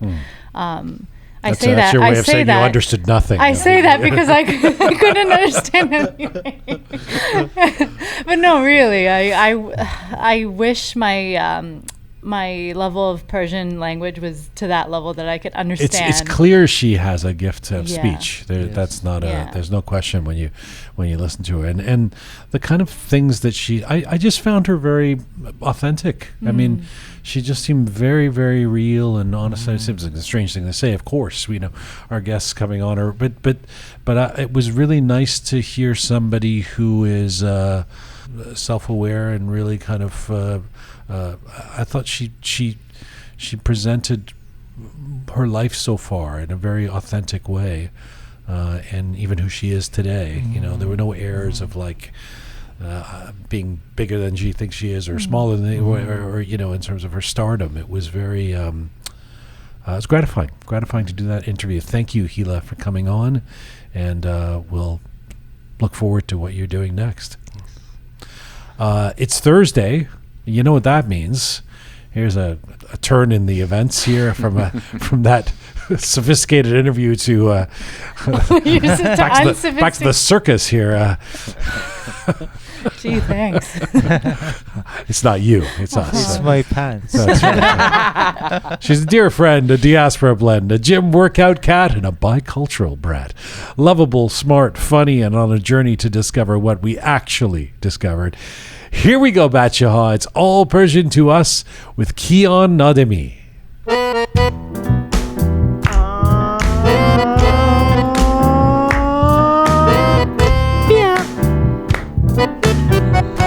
Circus. Such a downgrade to my classy segment here. You know, it started as such an important segment, talking about Just that ruined you would it. bring information. You ruined it. It's just turned into a Circus. vehicle for Captain Reza to do his For him to voices. shit all over my segment. That was my short man voice.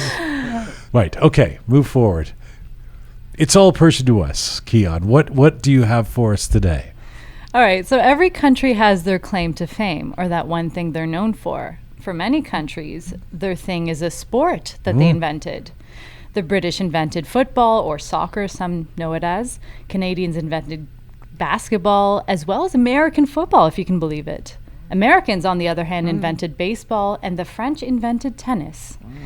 Well, since Persia is one of the oldest civilizations on Earth, naturally, they're known for inventing the world's oldest team sport, Chogan, as it's known in Persian, but better known to the world as polo. Yes, the Persians invented the sport of kings, as it came to be known as in ancient times. Played on horseback between two opposing teams of 4 players, each using mallets or long sticks to drive a wooden ball down a grass field between 2 goalposts. Kind of like hockey on horses, basically. So it's now become... Nothing like hockey. Well, I mean, there's a stick, Yeah. there's a ball, Right, like what's a missing? horse, It's exactly short sleeve what shirt. Yeah, It's exactly. exactly what I just said, hockey on horses. Yeah, so it's now become a sport played by the elites and high society. But it didn't exactly start out that way. Oh. Yeah. Dating as far back as the 5th century BC, it started as a simple game played amongst Iranian horse-riding nomads. Eventually, however, this caught on by Persian royalty, starting with King Darius I. Chogan, or polo, was adopted as a way to train armies of horse-riding men in preparation for war. So it basically became the standard training for cavalry in warfare for generations to come. So the polo matches would mimic a war, basically, with up to 100 men on each side battling for possession of the wooden ball. And since it was a game of warfare, it became quite violent, sometimes even deadly. Oh. Yeah. And so just like archery, swordplay, and falconry, polo was a way to teach young warriors and nobility the rigors of war. And as Persian armies extensively used horses in battle, polo became the way of training them. That's the way. That's really what we invented. Jang, people fighting with each other Well, I mean, it's in the kitchen, in the Yeah, street. actually, you're not wrong. Yeah, maybe I should bring that up next segment. Yeah, so in time, Chogan or polo also became the Persian national sport. Sorry, 1 second. Where did Chogan come from? Does anybody know? What is that, Chogan? Chogan. I don't know I what don't it know. means. That I'm not sure. I just assumed it was a Persian word. For We're some looking at Prophet? you, Shaya. Yeah. Prophet Shaya. I can look it up. I know they call the stick of the chogan, call it chogan, but let me look it up. All right. Yeah. Okay. So anyway, so it became the Persian national sport, played extensively by the nobility, both male and female. It was wildly popular in the Persian courts and was part of the royal education for the ruling class. In fact, the Sasanian king Shapur II, the longest reigning monarch in Persian history, who reigned for his, I think, for his entire life, 70 years, he mastered the game at age 7, becoming one of the best in the sport. And it's through war that other nations adopted the sport. In fact, during Alexander the Great's conquest of Persia in 334 BC, King Darius III refused to pay a bribe for safety and instead sent Alexander a message, a chogan stick and a ball, meaning that the Macedonian ruler is too immature and inexperienced in warfare to take seriously. Well, Alexander sent him the following reply: "The ball is the earth and I am the stick." And of course, we all know how that story ended. It's all fun and games until someone takes over your country. And as mounted armies swept back and forth across Persian soil, polo was adopted as the most noble pastimes played by kings, emperors, shahs, and sultans. This is how it came to be known as the Game of Kings. It spread from Persia to Arabia, Tibet, China, Japan, India, and finally England, where the game was popularized to what it is today and came to be known as polo. And being the artistic and poetic Persians that we are, the game was of course written about extensively by many Persian poets, including Ferdowsi and Ganjavi, to name a few. So in the words of one of Persia's greatest poets, the 11th century Omar Khayyam, "In the cosmic game of polo, you are the ball. The mallet's left and right becomes your call. He who causes your movements, your rise and fall. He is the one, the only one who knows it all. Indeed, it's all Persian to us." Did you know this, Shaya? I knew that the Iranians invented chogan, and I looked it up actually. The origin of it's interesting. It came from a Pahlavi word for 2000, 3000, and it chubegan bude, which means wooden, and it turned to chogan.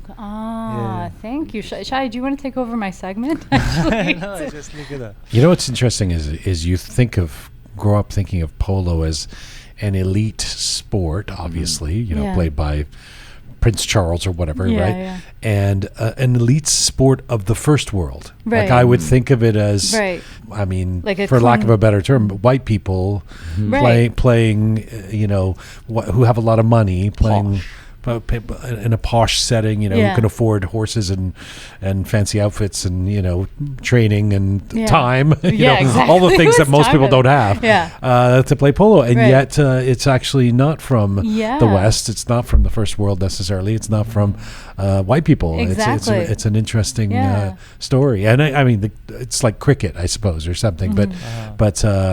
But that's fascinating. I did not know, or if I did know, I did not remember that Persians have invented polo. Right, and what's interesting for me is that it started as a way of training an army of cavalry, basically. That's less interesting because every friggin' thing that we invented has to do with going to war. High heels and pants, and it's all like this was used so that armies could fight through the Greeks. It's like, but this is a damn, sport. can we just invent something for the sake of it? But I find that so cool. This was a sport that, it was used by the army. Mind you, the modern version of this is that a lot of technological advancement or new tech is usually finds its genesis in the military. That's where these things are, or NASA or something. It's discovered there, and then it turns into an iPhone or something.